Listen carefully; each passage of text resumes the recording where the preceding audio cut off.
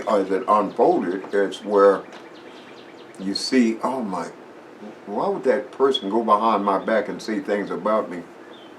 And that's the stuff that I went through, just people always trying to make me look bad or say bad things about me. And every time I looked, this person said, I can't believe it. You shouldn't be with him because he's not certified. So anyway, in the meantime, this last round, this lady, I got so close and the same thing happened again.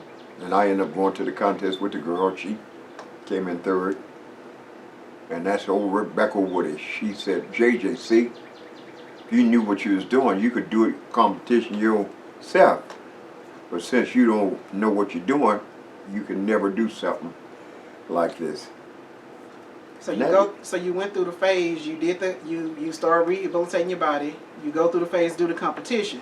So before all this other stuff started happening, this 20-year stuff started happening. You did the competition first. Right. You won the competition. You made it through that. Right. And then you get back here, and then that's when the life exchanging stuff happens. Right.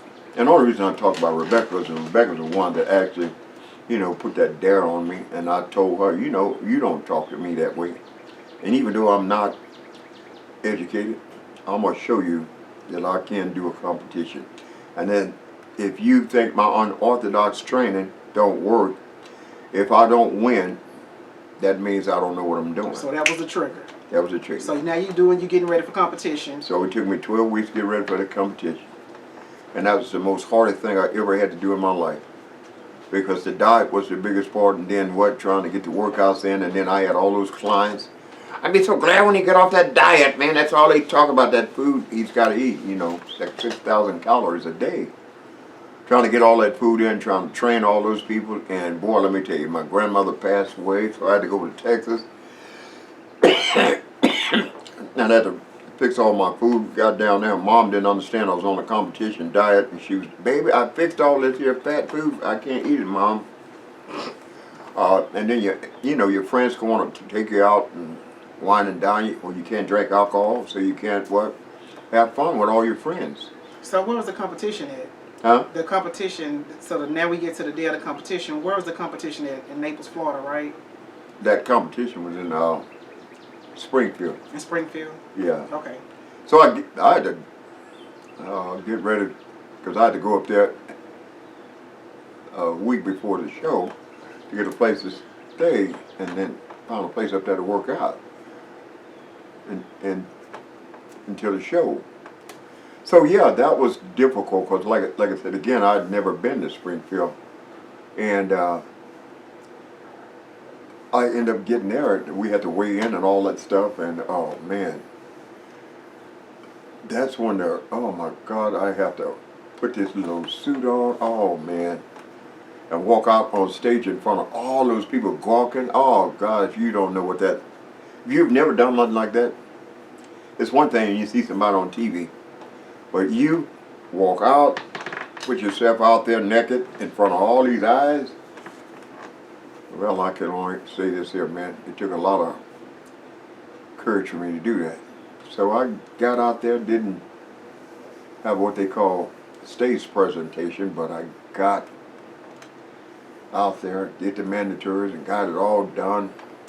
And I beat 5 guys that were big boys. They'd been down that runway. That was my first time. I beat all 5 of them. Took first place in super heavy. And that night I walked away with 3 trophies. And that old Rebecca, she didn't want to have anything to do with me after I proved her my unorthodox training paid off. Now you leave me alone? She said, I'll back off, but I'm going to still be talking about you. So you get back from the competition, right? And how many weeks before this stuff started happening to you, before one of your clients come into the gym, how many weeks did that stuff start happening to you right after the competition? Because this is when all the 20-year stuff starts happening. Yeah. Because we got like 10 minutes, we got a couple of minutes, so I'm trying to get them kind of get to the stages. Yeah. Okay. maybe 9, maybe 8. Okay. Well, like I said again, I mean, I I would say, you know, they got the pictures. Somebody saw them. They sent them to California. Then I got a call from Joe Weed and them. They wanted me to come down, wanted me to go pro, and that's when I got the big offer. All the money. Oh my God, the money was phenomenal. They said, "Oh, Mr. Gill, we like what we saw. We would love for you to come in and be a part of our team up there with Arnold Schwarzenegger and all the big boys that's up there on that high level." You know what I mean? So in the meantime, I got a chance to say, "Well, what's the deal?" He said, "All you have to do, we're going to pay for you to come. We're going to send you tickets, and all you have to do is just get here, California." So in the meantime, guess what? I said, "What's the stipulation?" He says, "I tell you what, you don't believe in God, do you?" Well, why you ask that? He said, "Well, all we have to do is get you to sign a contract. And on the contract it says all you have to do is renounce God and Jesus, and you can be a part of our team." I said, "Well, what's this got to do with bodybuilding, man?" He said, "Well, everybody that comes on board have to sign the contract." And I said, "Oh man, this is crazy. I ain't never heard nothing like that." I said, "Well, let me think about it." So that night I had a dream. In that dream I had something come in, says if a man gain the whole world but loses his soul, separates himself from God. And when that man told me about the contract, sign that contract, renounce God and Jesus, I guess God was trying to tell me, if you sign that, you won't ever have a relationship with me. And I told her, I said, "Man, look here, I can't do that." He said, "Well, why not?" I said, "Well, you know, I ain't gonna, what, you telling me I have to renounce God and Jesus?" He said, "Yeah. What is he doing for you?" I said, "Well, what do you mean?" "Nothing." He said, "Well, that's the point. Most black guys in the inner city, this is a break. This is a way for them to get out. This is a big way you can be whatever you want to be. Renounce those two and you can become a star." I said, "Man, I ain't no traitor and I'm not a Judas priest. Judas got 30 pieces of silver, didn't even get to enjoy it, betrayed Jesus with a kiss. So in the meantime, now you telling me to dump on Jesus." And he said, "Well, hey, man, look here, you ain't going to get paid trying to hold on to him." I said, "Well, hey, tell you what, I ain't a traitor, and I ain't going to take your offer." So I shut the man down. The man asked me, "What am I going to do?" I said, "I'm going to train people." He said, "Well, I'll tell you a little secret. Satan ain't going to allow you to train nobody in his gym industry." And I thought the white boy was just smoking. But that's when the reality, that's when everything, I can go back to that moment, and that's when everything went to the left, because I didn't sign that contract. And that's when I realized that was it. These Illuminatis, these people are men are in suits and ties. You wouldn't know they have contact with Lucifer, and they did. And they came after me. I said no, and they said okay. And that's when all shit broke loose for me, because now bad luck, curse, you would call it. My truck, I had a brand new Tahoe, 7,000 miles, through a rod. I had $3,000 worth of meat in my refrigerator. It got spoiled. I don't know how somebody come in and unplugged my refrigerator. 2 washers and dryers caught on fire. I had laptops. Went through 3 or 4 of those. No kidding. Brand new. And man, I tell you, it's just all these different things started happening. Then all my clients, they decided to go and train with somebody else. And then they didn't want me in the gyms. So this is when all the bad things started happening. And then that lady, Linda Noble, she came in with her witchcraft, took some things. I'll let you can tell that. Well, you explain to them how she came in the gym, and just go with that, because Well, that's like the I said connection again, to everything. Just, Yeah, like I said again, I mean, she came in with her witchcraft. Her daughter had something on her. That's what's on me now. And they told me about it. And she asked me to come over and pray for the daughter. And I went over there, man. And sure enough, I met the little girl. She was, what, 19 years old? Pretty little lady. And like I said again, I didn't think that big of a deal was. And the little girl had told me, she said, I asked her, "Well, what's going on?" She said, "Well, everywhere, when I'm laying on the couch, this thing comes in and started having sex with me." whoa, that's what? No kidding. She said, even when I go in the bathroom shower, it's in there also. No kidding. And I'm listening at this, and she said, well, even when I'm in my bed, same stuff is going on. So I said, oh my God. So I talked back with the mother, Linda Noble. And she said, well, she's going to have to take her daughter to get somebody to take whatever that was causing that problem off her. And that's when I'd never heard anything about stuff like that. So when I got the word back, they finally found somebody to take that off of the daughter.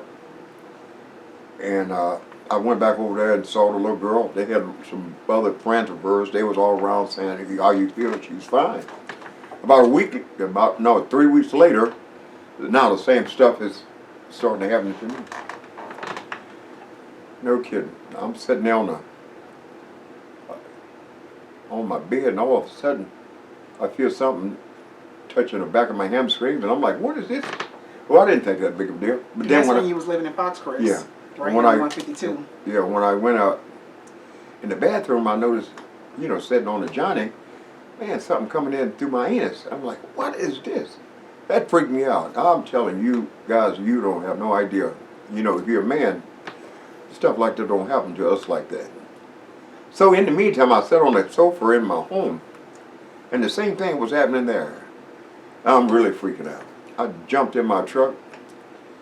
I think I told Nancy about what was going on. Yeah, you crazy, ain't nothing like that. So in the meantime, I got to go to work that next day, and I'm in my truck, the same thing coming up through my seats. This thing coming up into my anus. And boy, let me tell you. You feel like energy, it was like energy or something coming up through there? I don't know, you can say energy, but this was a form of something that you couldn't see, but it was in another dimension, I would say. It's a body that doesn't have a body, but it's pure energy. But that energy is in a form of a spirit that's, I would say, oh man, that's the best way I can describe it. And this is when everything started to go crazy. So as I started experiencing this stuff, I called Linda Noble. I said, Linda, the same stuff that was going on with your daughter now is happening to me. And she said, well, you need to talk to this other friend of mine that did the work for her daughter. And the lady said, well, I can't help you right now because I'm getting ready to leave out of town. So in the meantime, we have to get together on another time. And she said, well, what you need to do is put yourself in a bubble and just zip yourself up so something that is in that supernatural can't come in. That's so alienated for me. I didn't know anything I know to do that. So that didn't make sense, and my problem got worse. And it got worse. Everywhere I went, this damn thing was doing this to me. So at that time, when that started happening, that present started happening with you, by that time you had already moved to Green Hills in Platte County. Right. Because you was already at Foxcrest. Right. Okay. And so when that started happening, what was the next phase as far as what was the time frame when you started investigating whatever was trying to tell you to investigate the Miller stuff and the airport stuff that was going on with the slaves there? What was that time frame? Because you was calling me in Houston. Well, like I said again, everything started happening because I thought it was in the house. Right. So in the meantime, I started walking because I was scared to go to my own house. So I started walking back there, up and down Berry, and then I noticed the traffic was busy and smelling that gas. That didn't work so good, so I started going out where it was not a lot of cars traffic, walking because I was scared to go home at night. So I'd be walking, and this thing still was... that present was there. Yeah, still on me. And that's when I went up on 112, up there by the Hilton. Well, back there where that Holiday Person place is back in there, that was a long stretch. And I would go back in there and walk, all the way down and all the way back up. That's about 8 miles every night because I was scared to go home. And, you know what I mean? And that went on for a little bit, and that's when I got a chance to walk over to this here place, and whatever this was on me, it freaked out. I'll have to show you guys the location of it. I have the picture And of the location. I took pictures of the cemetery. oh Pictures my of the God, actual this thing coordinates. freaked out. So in the meantime, that's the only place that I could go, and everything would be, for me, okay. So, to make this story short so you guys can understand what happened, Father Wolf came in and now tells me he's going to take this thing off. Well, he didn't. Now he goes to Rome and comes back, and now they told him not to take the thing off. So London Noble wouldn't tell me where she took her daughter to get it off, so now the thing's on me. So now as I'm walking trying to figure out, man, what is this I've got myself into? Nobody knew anything about this kind of situation. Everybody I talked about, they looked at me like I was crazy. Man, I'm getting raped by something that you can't see. And like I said again, Father Wolf goes back to him, tells me, well, Mr. Gill, you can probably get some help. And what you need to do is go out to the cemetery and pray to the people in purgatory. And these people in purgatory pray for you, and you can definitely get that whatever is on you off of you. So the trick is, now I got to go to 108 out there at this cemetery, this big old cemetery, at 1 o'clock, and say the Our Father's Prayer for 3 weeks. Oh man, you got to be kidding me. You want me to go to a cemetery? I'm a black man. I don't like anything that's dead. Or if you want that off of you, you got to go on out there. Let me tell y'all, that was the hardest thing I ever had to do. And I got out there at 1 o'clock, and now I got to say, Our Father. And all kind of noise is going on. I'm freaking out. I made it. But then that second week, something followed me back from that, got in my truck, all the way to my apartment. And then that's when I noticed, now something is in my garage. Every time I went in my garage, I had one of these old Santa Claus motion detectors on it, one of my clients would give me. And every time you would pass it, it would go off. Well, I'd be up there on the front side of it, of my truck, wiping on it, and that thing that's on me now, it was back there in the corner. It watched me for quite some time before it definitely, came in. And every time I knew it was back there, because I could feel this really, oh my God, like really, man, something is not good. It was not a good energy. So in the meantime, it would be back there, and every time it went past that Santa Claus, jingle bell, jingle bell, that Santa Claus would go off, and I knew it passed it. And that's when I knew it watched me for quite some time. And that's when I realized, oh my God. And I started telling my clients, all of them knew about this story. And that's where everything starts to understand when I knew about the cemetery at the airport. At the airport, yeah, that's what I was trying to get to. Okay, the spirit that was on me had me going out there, and it showed me the location where the cemetery was, and the bodies some of the bodies that was moved, I know the location of those.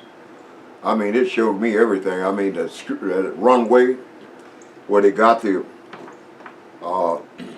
didn't move all those bodies, and that's why these things came out with these spirits, a bunch of them.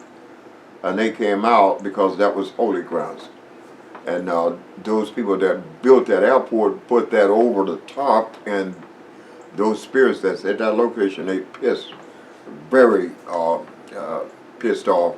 And when I told Father Wolf about it, he said he was going to say something about it, but he didn't. He had that information, which was all of that map and where the location was, and all that stuff that I had got to him. And he kept it for 2 years, didn't do anything with it. And what made you what made you go pull that Miller's information? The Miller's plantation. Who was the lady that you went and talked to that helped you? Well, that's pull what I'm saying. that? That's why I had all that information, because that lady was in St. Joe.